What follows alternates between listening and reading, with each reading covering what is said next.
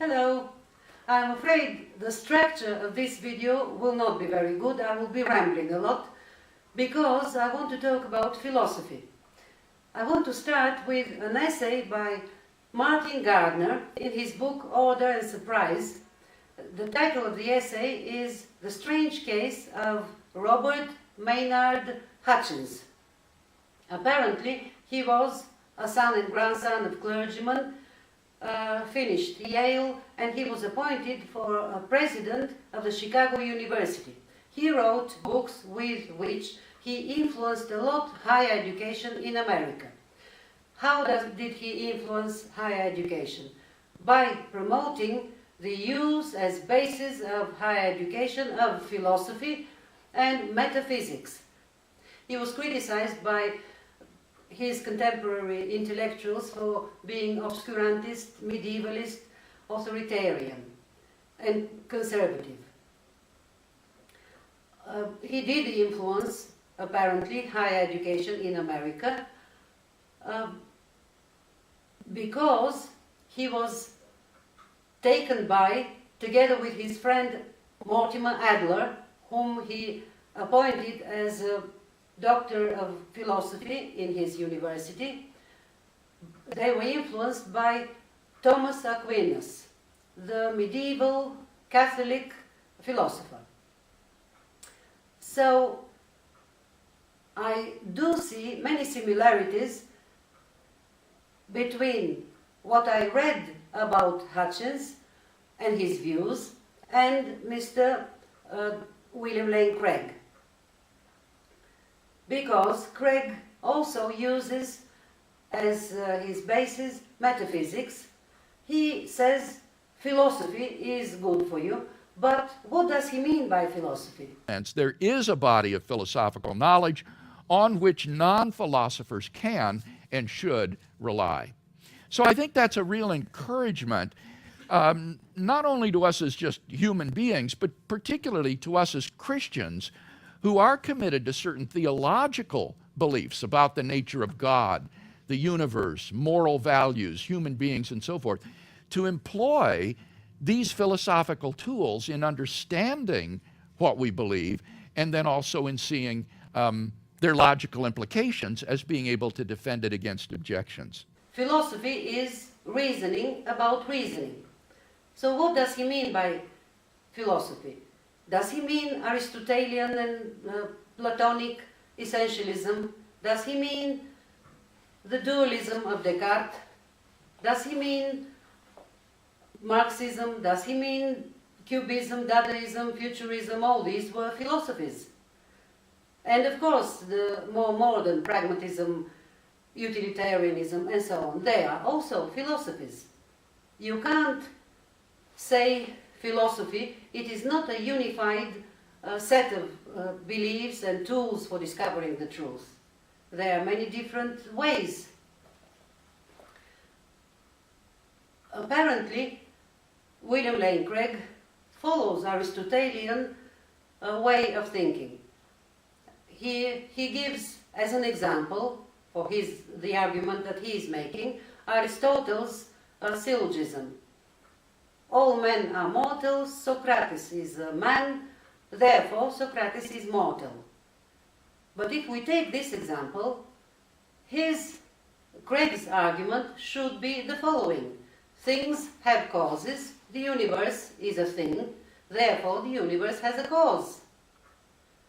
What is this everything that begins to exist? Why does he put it there? Because he has in mind something that does not begin to exist before he has proven it. Premise one, whatever begins to exist has a cause.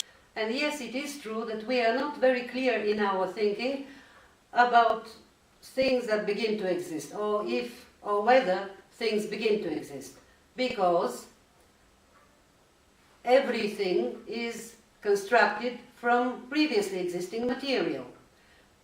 What happens is we humans have made concepts for the various things in order to facilitate the communication among people. the species Homo sapiens is a socially interacting species. It is a social species, and we need communication. So this is a means for quick communication, constructing concepts about various things.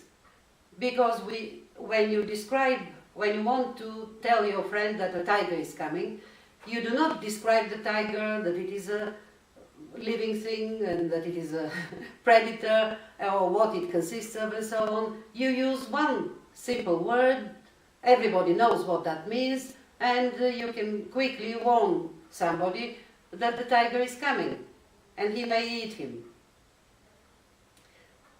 So that is why we say that things begin to exist, because we already have a concept of this thing. Listening to Craig, one may assume at first that he is a Platonist, because he talks of abstract objects. What was Plato's philosophy? That ideas exist in an ideal sphere, and what we see in the material world are things that are a reflection of these ideas. But it appears that Craig is not a Platonist because it is not convenient for him. If Platonic things, objects, as he calls them, abstract objects, exist, that would mean that God, who is also an abstract object, an immaterial thing, on a par with every other immaterial thing, like other ideas, like moral values, for example, if they all exist, it is a crowd in an ideal sphere, and God is only one of them. He is not important. But in his belief, God is the most important. He has created everything, so he is struggling to construct such a philosophy where God will be the only immaterial thing, the only abstract object, but in order to prove his arguments, he needs the existence of abstract objects. God. This was St. Augustine's move. He was trained in Platonic thought, but realized that this realm of independently existing abstract objects was incompatible with theism. Objectively existing moral values. Well, they are not material objects, they are abstract objects. Numbers, they are not material objects, they must be abstract objects. Although cognitive scientists have made theories that numbers are what people have created in order to facilitate themselves to investigate the material world.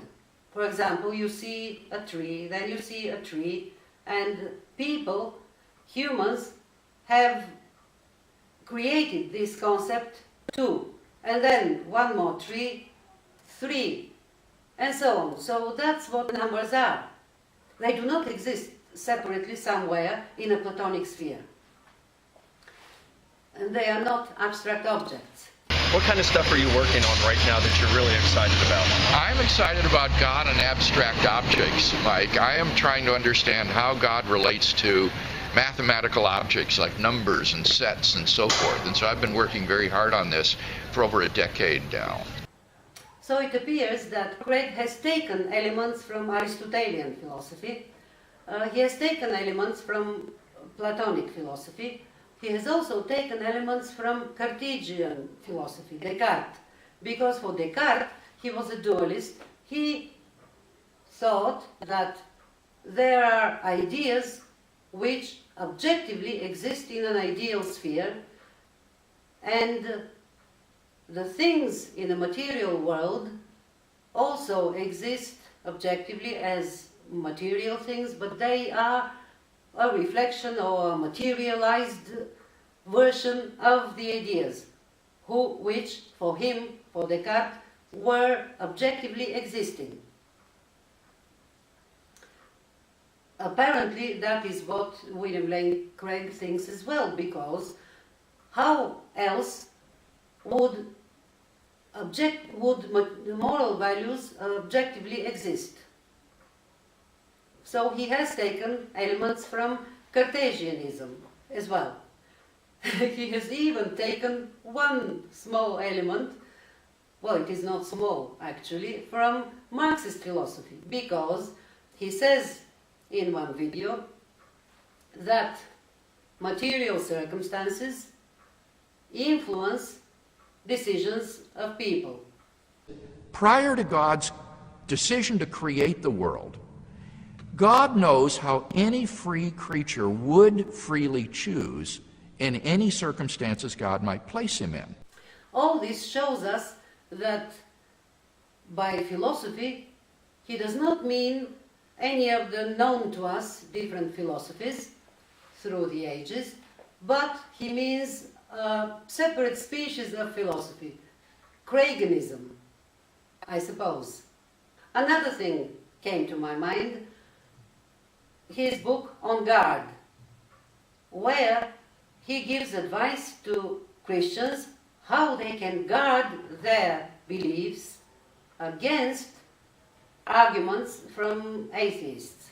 But why do Christians need to guard their views? They should consider other views as well, other arguments, to see which ones make more sense. Every Christian needs to be on guard. No, what Craig is guarding is the royalties he gets for his books.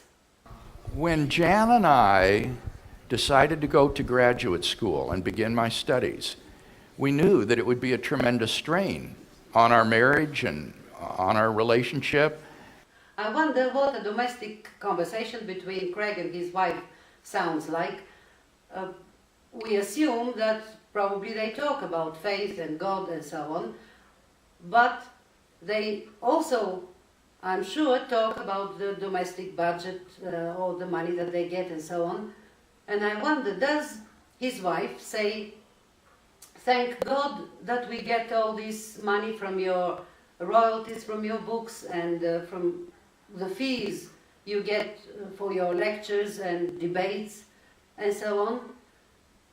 Or does she say, "You were very clever and intelligent to use so cleverly different elements from various philosophies, combine them in one, your kind of philosophy, which sounds so convincing, and there are many people who are your fans, and you can convince many people by that, which does not include God. It's only Craig's doing."